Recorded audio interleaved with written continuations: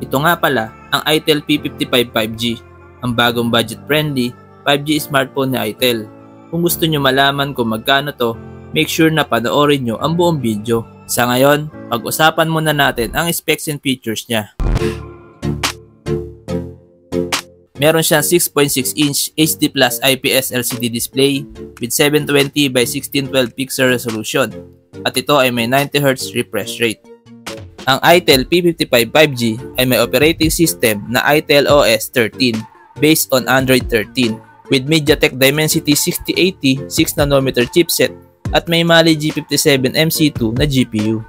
Ang phone na to ay may 6GB of RAM plus 6GB extended RAM with 128GB of internal storage, expandable up to 1TB via microSD. Ang itel P55 5G ay may dual rear camera setup with 50MP main camera plus auxiliary lens. Meron siyang LED flash at kaya niya mag-record ng video up to 1080p at 30fps. Meron siyang 8MP selfie camera with up to 1080p video recording. Ito ay may 5000 mAh battery with 18W charging rate.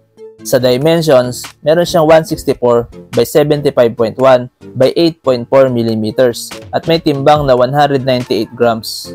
Para naman sa kanyang security, meron itong side-mounted fingerprint scanner at face unlock at meron din siyang single loudspeaker. Sa connectivity, meron siyang 5G, dual band Wi-Fi, Bluetooth 5.0, GPS, headphone jack, FM radio, OTG, and USB Type-C. Sa ngayon, pag-usapan na natin ang price niya. Sa kasalukuyan, ang itel P55 5G ay may price na 5,899 pesos sa Shopee at 6,699 pesos naman sa Lazada. Make sure lang na sa itel official store kayo bibili. Ano sa tingin nyo guys? Sulit ba ang itel P55 5G? Please comment down below. At kung nagustuhan nyo ang video ito, huwag nyo kalimutan mag-like, share, and subscribe. Maraming salamat. Peace!